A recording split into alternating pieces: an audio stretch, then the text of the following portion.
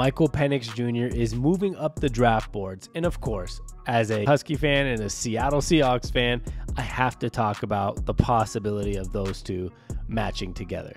Now, will the Seahawks really draft Michael Penix Jr.?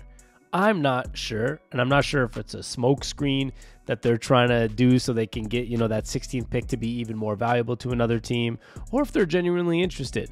And in this video, I just want to break that all down and see where exactly do the Seahawks actually stand and what are they actually thinking. Michael Penix Jr. has reportedly had dinners with the Seahawks, the Giants, and a workout by the Vikings. He's also met with the Commanders, Broncos, Falcons, and Raiders prior to the draft. But of course, for me, the most intriguing one here right now is the Seattle Seahawks. We went through this really weird phase with Michael Penix Jr. When the college football playoffs were going on, it seems like he was kind of on a really big rise. Maybe people didn't watch the Pac-12 as much on the East Coast, and his name kept climbing up boards. Then the season ended after they lost the national championship, and time just kind of ticked on. And all of a sudden, Michael Penix was not really that top 4 or 5 name. Even a guy like J.J. McCarthy from Michigan seemed to be climbing above him on every single draft board. Well, recently, things have changed for both those guys I mentioned, and 2 guys that I do have some connection and some links to the Seahawks in some type of ways. J.J. McCarthy's stock has risen, but so has Michael Penix.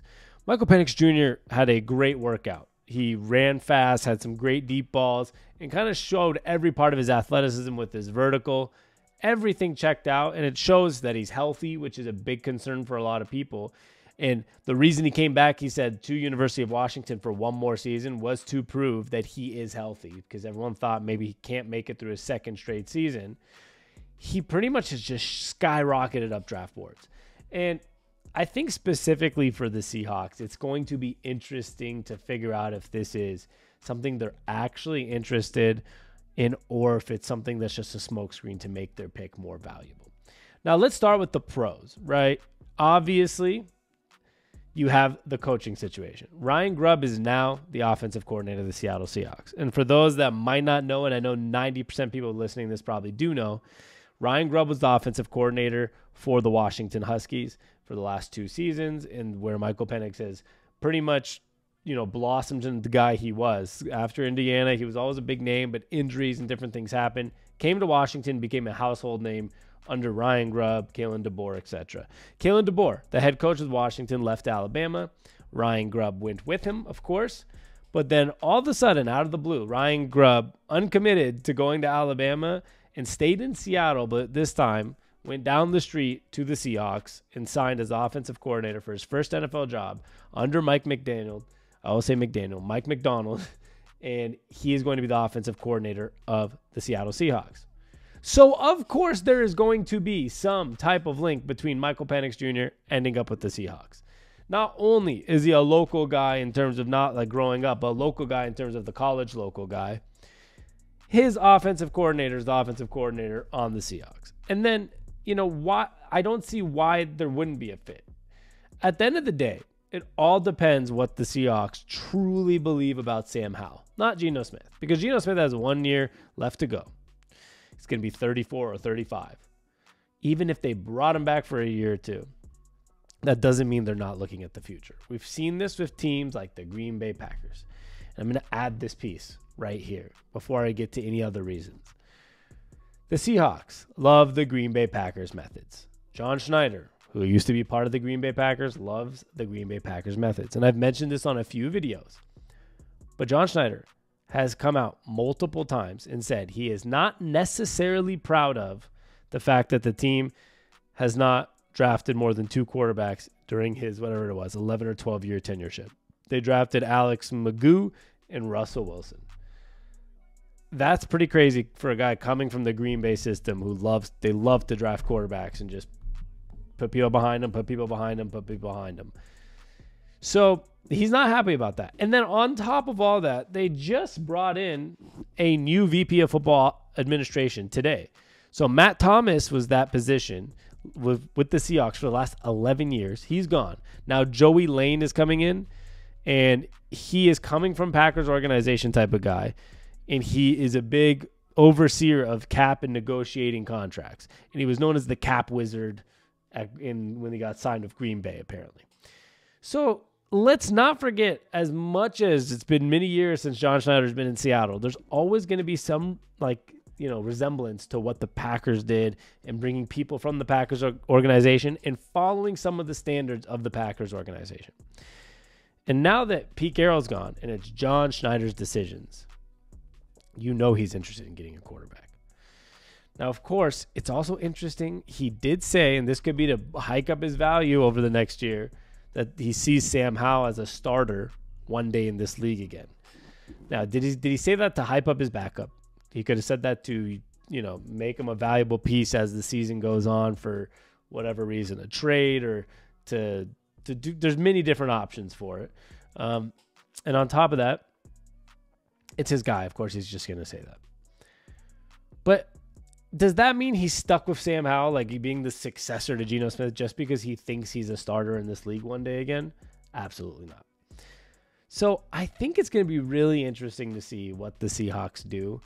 Now, at one point, you would look at draft boards and see, Michael Penix at like 45, right? And there was a point of that. But now it seems like if they were to take Michael Penix Jr. or even any other quarterback of that, that status, maybe the J.J. McCarthy would be the only other guy that would possibly be at the number 16. It would have to be there. And that's where I get to the smokescreen portion of the video. The Seahawks could also be hyping up the idea of J.J. McCarthy, for example, Michigan guy. Mike McDonald was from Michigan type of guy. A lot of connections. Jay Harbaugh, Michigan guy.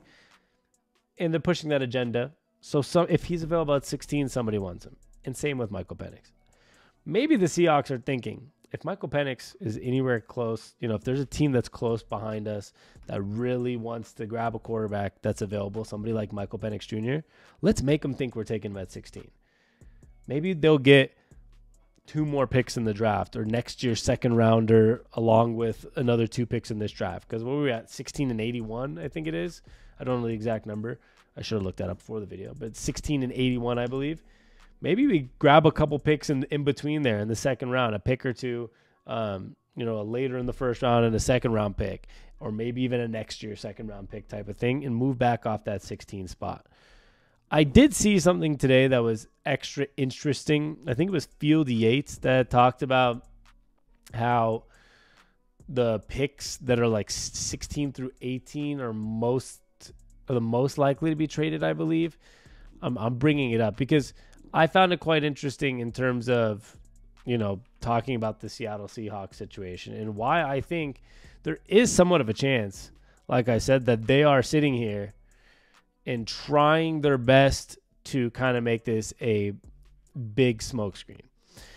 And this is what Field Yates tweeted. If you're a team in the first 15 to 18 picks of the first round that is in a position to trade down, he said, for example, non-major need of a QB, offensive tackle, or wide receiver, you will command a big offer from teams lower on the board. So many playoff level teams with major question marks at OT or wide receiver that will want up. And that could be the Seahawks situation. Now, Seahawks, I know we could use a lot of offensive line help, but I think we're going to primarily look at guards more than we are going to be looking at tackles, especially because I think we got a lot of, cushion maybe on the tackle position. Or versatile guys like George Fant that'll fill in if somebody gets hurt, like Abraham Lucas. So I think we're more looking at the center and guard as more of a position of need, and QB and wide receiver is probably not what we're looking at if this is a smokescreen.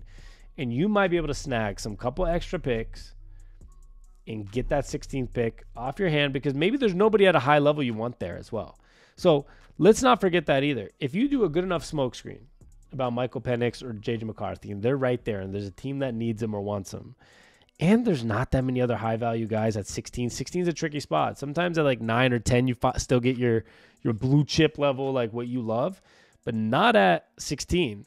If there's not a guy you love there, well, perfect opportunity to trade this pick. And it's a perfect opportunity considering you made a smokescreen pretending you were going to take a quarterback. So overall, it's one of those two things. Now, I do find it interesting in general because the Seahawks are one of those teams that are complicated, right? You never know what they're going to do. And before I finish this video, please, if you want to support us and the brand, we have all the on-tap channels. There's a Mariners on-tap channel. I would mean the world if you went and subscribed. We have Seattle on tap, which does primarily Seahawks with me and my brother and our podcast. And for me personally, I even have an NBA page called Yes We Ball. They're all in the links in the description. And me and my brother's NFL page, talking all NFL if you love NFL football or you like us and want to support us. They're all in the description. You'll see all the links to the different YouTube channels. Any subscriptions, honestly, and support on the videos mean the world to me. But let's finish talking about the Seahawks here. I think at the final point of all of it is it's maybe like the bigger message behind all this. Not just the fact that, oh, do the Seahawks take Michael Penix or not? Or are they going to draft a quarterback or not? Or smokescreen or not? It's the fact that in all reality, we have no idea what John Schneider's going to do. And now that Pete Carroll's also not involved, which has been, a big part of the crapshoot of we don't know, who's making all the decisions. It was clear that John Schneider didn't have full decision making. Now he does. So we've never seen a draft with full John Schneider stamp of approval picking, right? Last year, maybe Devin Witherspoon was not who John Schneider wanted. Maybe that was more of a Pete Carroll pick. Maybe that was the only guy they came into consensus with. Now, I love Devin Witherspoon at 5, but I wasn't expecting it. I thought we were going to get Jalen Carter or somebody else like that, or maybe even like trade back, or I don't know. I thought maybe we were going to try to go get a quarterback of some sort. I was surprised at the pick of Devin Witherspoon. It worked out great, but I don't know who made that choice. And I think that's what's really extra interesting this year is, one, we don't really know for sure what John Schneider's, drafting style is yet. We know some of it, but we don't know what him by himself is. We don't know what kind of wild card move he's going to make. Now, the final point for me is, I guess, opinion-based is, do I want Michael Penix Jr. on the Seahawks? And I think if he's available at 16, based on what I'm reading, because I don't, the hard thing is what I'm reading a bunch of teams having smoke screens, or is everyone really getting really high on him, right? People laugh that he's older or whatever, but I think he's 24. I mean, people act like he's 23. Sorry, he turns 24 during the season, but he's not old. Geno Smith's 34 almost. So he's 10 years younger than our quarterback. If you get 5, 6, 7, like we did from Russell Wilson years out of a really good quarterback, that is a success. So yes, I would love the opportunity to get somebody like Michael Penix Jr. Now, 16 does feel slightly high for me, which is why I wouldn't be shocked if we trade back from this pick, if he's available there, or if J.J. McCarthy's available there. But would I be shocked? No. And would I be upset? Is no. Because at the end of the day, there's this theory, that I've talked about with my brother on our podcasts many times, which is, at the end of the day, some of these organizations, if they just spent every year drafting a quarterback until they found their quarterback and then built the rest of the team, would that kind of work? I'm not saying it would. It could be disastrous, in all honesty, because I feel like this kind of what the Bears have been doing. They just keep drafting quarterbacks, and the rest of the roster, well, they actually have a good roster. Maybe that's what I don't know. There's no team that's ever tried really. Maybe the Browns, they keep recycling through and they've still haven't won. But you just go until you find the quarterback and then figure out the rest of the team. Because regardless, without the quarterback, what teams win Super Bowls without a top quarterback? Trent Dilfer back in the day, the Buccaneers with, who was it?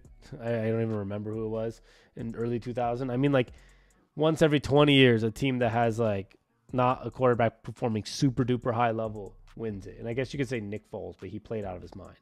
So at the end of the day, quarterback's one of the most important, actually the most important position in football. Yes, you still need a team around him. Yes, that's still important. But at the end of the day, if my team feels like there's the right guy at any pick in the draft and you take a stab at a quarterback, I'm not going to be that upset, because it's better trying than nothing. I mean, at the end of the day, they paid Matt Flynn back in the day. They thought he was the guy. They drafted Russell Wilson, ended up being the guy winning a Super Bowl. I'm sure there were people that complained, why you pick Russell Wilson there after paying Matt Flynn? Well, guess what? It worked out, because once you got the quarterback, we win our first Super Bowl in history for the franchise. So it's a complex situation. I don't know. Do you think it's a smokescreen, or do you think they actually are interested in Michael Penix Jr.? And where do you think he'll actually land? That's the big question. I love y'all. I'll be back next time. We'll see you soon. Peace.